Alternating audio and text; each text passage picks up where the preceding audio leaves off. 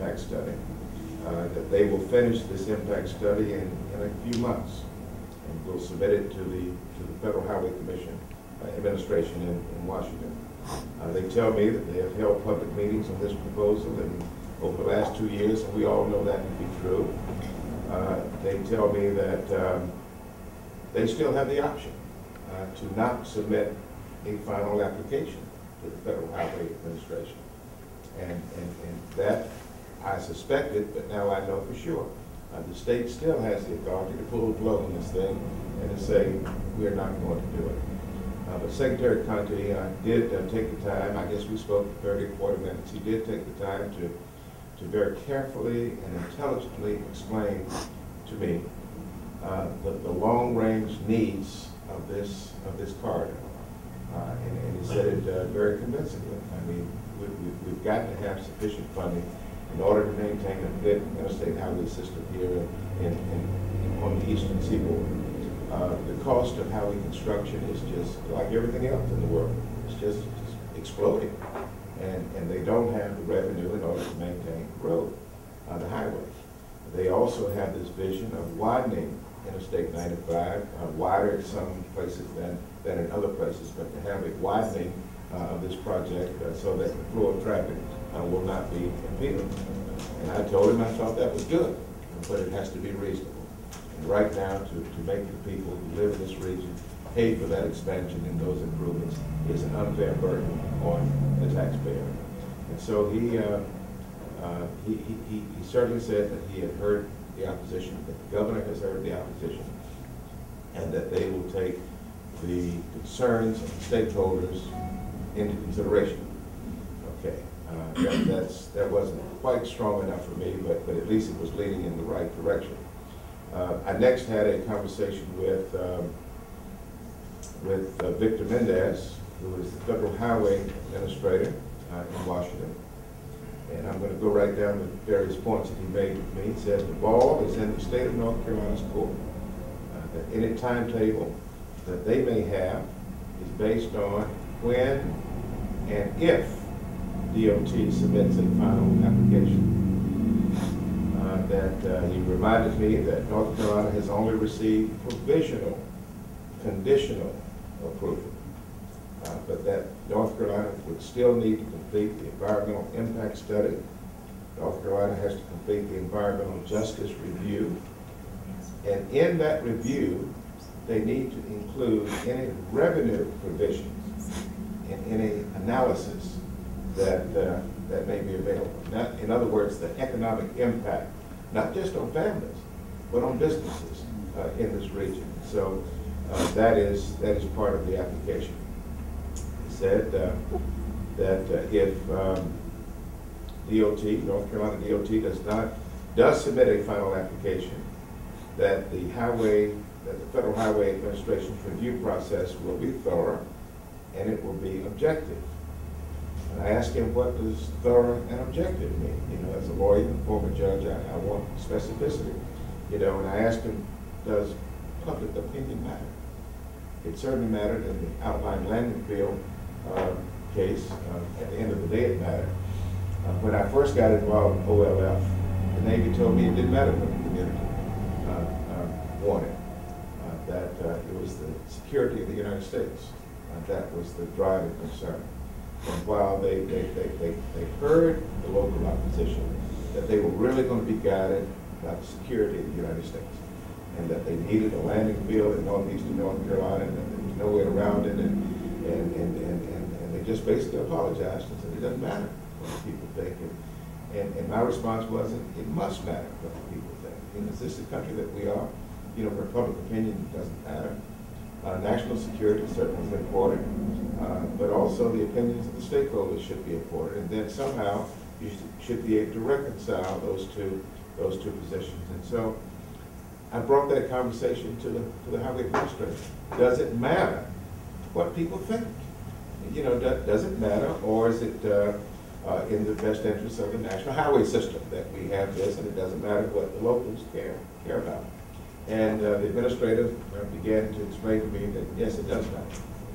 That it does matter what the opinions are. So, well, what weight When I used to charge juries years ago, I used to talk about the weight of the evidence. What weight do you give to local opinion? Is it this much? Is it that much? Is it that much? How do you quantify local opinions? And he could not give me an answer that completely satisfied. He said it would be important, that it would be very important, but I just don't know what weight it would have. And so what I've decided to do, my staff and I, we've been wrestling with this thing, and we've been trying to come up with a bill that would not be a local bill. And Michael can, I guess, speak to this as well as I can. Local bills are peculiar animals, and it's so difficult to get a local bill that only applies to you. Doesn't apply to anybody else. In other words, leave me alone. Put the problem over there. There's such pushback and such reluctance in Congress to pass a local bill, and to have a bill which says, don't do it in my state, is probably going to be difficult to get the support that I think we need. I'm going to help Representative Elmers on my side of the aisle. She's Republican, I'm Democrat. We've developed a reasonably good friendship since she's been there. We're going to work both sides of the aisle to get it passed. I'm going to talk to my leadership, and I presume she will talk to her leadership, but I'm not convinced that it will get us to the goal line. And so I've come up with an idea, and I wanted to run it by you today and get your thoughts on it. Basically, the bill would be, and I don't like the title. In Congress, we come up with these little cute titles for bills, and I just want to call it what it is, but it's kind of the way it's done, and so I give in on that one. But it's going to be called the Talk Before You Told Act of 2012. It would be a bill to amend the Transportation Equity Act for the 21st century to ensure that the highest priority consideration, is given to local comments when selecting a toll pilot program. Just in North Carolina, a toll pilot program, wherever it may be in the United States. It's a relatively short bill, but I think it would put in the law a requirement that local opinion be given the highest deference and the highest consideration in making these decisions. And I think if we can write this into the law, and then if you can continue your advocacy and just continue your steadfastness and your determination and make a good record.